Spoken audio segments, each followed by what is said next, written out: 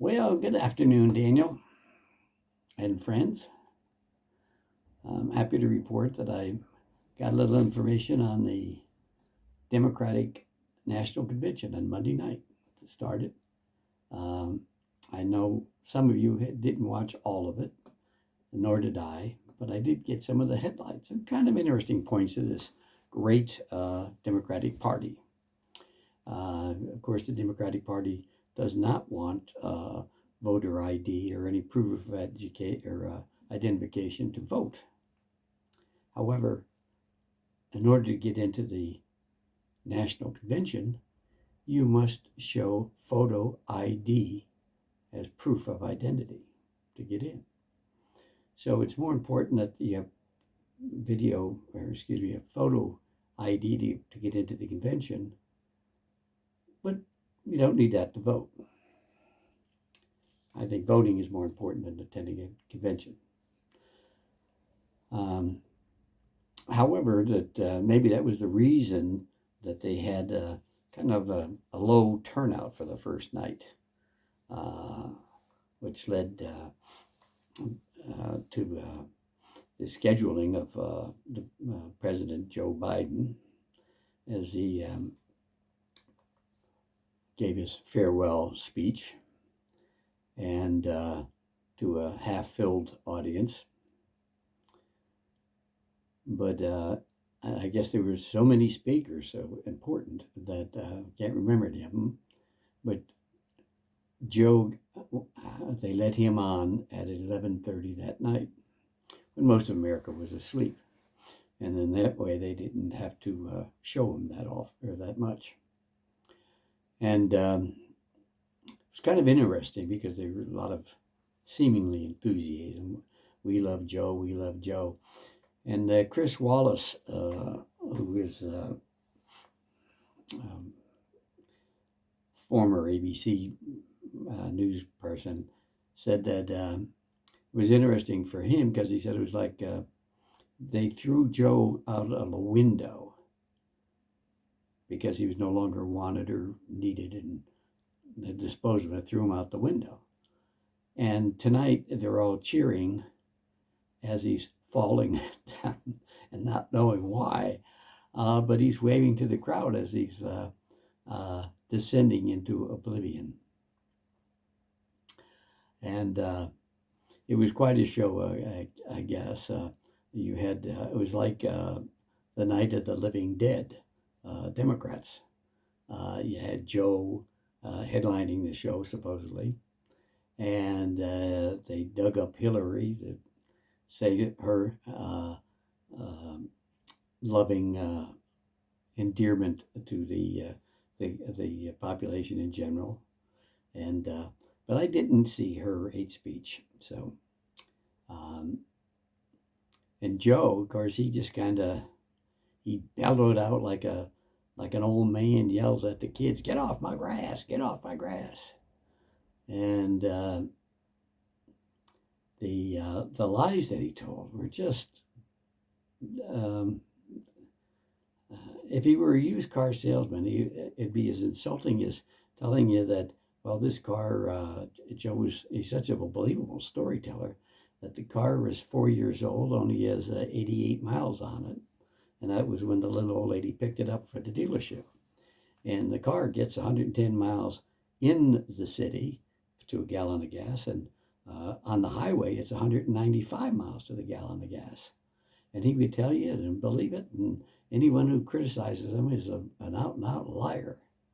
And how many people would buy a car from that guy? Well, a lot of people with emotion would believe that he's telling the truth. And that crowd, it was baffling because it was like an old, have you ever been to a high school pep rally, a bonfire, the football team? And you get up and maybe, I remember, say, going to one when our high school team wasn't that good, but we were playing a very good team, a likely undefeated team, and our coach gets up there and the fire and the principal of the school and they rant and rave about it. We got the best team ever. We're not afraid of that big team. Our team, although we lost 3 games out of 6 this year, tonight is our night. Tomorrow is going to be the big fight in the high school. And we got an old coach here, an old player from 2018 or whatever, and he's going to tell us how it's going to be a winning game and how thrilled it's going to be. And the crowd and the parents and the students go wild, and they get up to, this is the best team ever. Rah, rah, rah, we're going to the game, and we're going to bring pride to our high school and pride to this. And everybody's cheering and cheering. And in their hearts, they know that they don't stand a chance in the game, but they just cheer on anyway. That's all right, the football game, and give your enthusiasm to your team. But that's the way this crowd was. Phony and unbelievable. And it's so unbelievable that that some of the key players didn't even show up for the pep rally. There you have our Pennsylvania, our outstanding U.S. Senator Fetterman. He didn't bother to go. I guess they let him in with a hoodie on or something. And Shapiro, who's the governor of Pennsylvania, he didn't go either. He boycotted the festivities. But there were some enthusiastic people there. Over 100,000 outside. They were all Democrats, but they wouldn't let them in because they didn't have voter ID, I guess.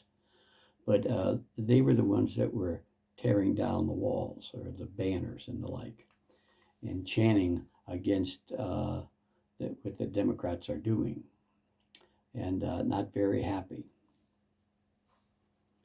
But tonight will be another festive night at the Democratic Party, but we'll see.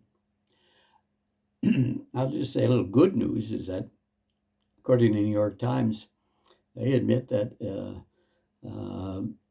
Georgia is going to be a little bit more difficult this year. It will. It says that even the Democrats admit that they're probably not going to win Georgia with the new election integrity laws that are in place. And so many things have changed in the last 4 years. Here in Pennsylvania, we even have some victories occasionally. The Pennsylvania judge had ruled that voters and election officials are going to be affect the real law with mail-in ballots that will be returned without required secrecy envelopes, and or often naked ballots.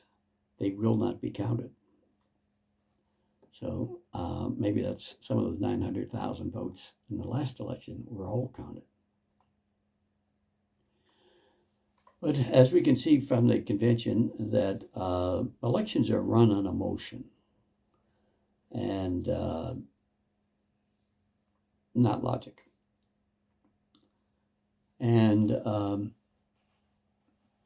as I believe that emotion and truth are the means of getting this country, this world, out of the maze that we're in, that we believe society has a tendency to a feel-good thing, where logical people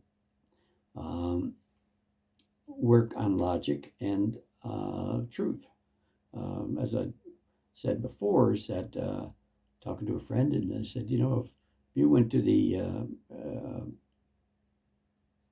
butcher shop and got a pound of bologna, and you got it home and you opened it up and that seems like a light, kind of light, not much bologna there, and you weighed it on your little scale and it's a half a pound. You wouldn't go back to that butcher shop. At least I wouldn't, because they're cheating you. And logic would tell you that the truth is, you logically looked at it and it's not very much there. And the truth was that it was half a pound. Why would you go back to that? if you had someone working in a house cleaner and you had money missing out of your drawer and you found out she was stealing it, logically, you'd get rid of that person. And but emotionally, many people follow emotion, and emotion is not based on truth or logic. Emotion is based on feelings. And what communists feel, the communist mantra is emotion. That is the chaos motivation is emotion, and we have to get away from this emotion. I mean, seeing in cars and television anymore. It's not how good the car is. It's how do my friends think I'm looking in this car? It's just emotion. And it used to be your mileage or your technical part of the vehicle, but I think and you could see it in the news media when Trump logically said at the beginning of when he was running in 16, he said fake news, fake news. Everybody laughed at him. Oh, you can't say that, fake news. Well, he was logical about it because it was fake, and they were lying, and as a result, the news media, the fake news, is no longer the powerhouse it used to be. People don't trust them because they are fake news, all of it, financed by the CIA, according to their own admission to the Congress. And so if we follow the path of logic and truth, we will find that our society will clean up, and we'll have elections where integrity is the key point, not emotion. And that's it for today, as Paul Harvey would say. Good day.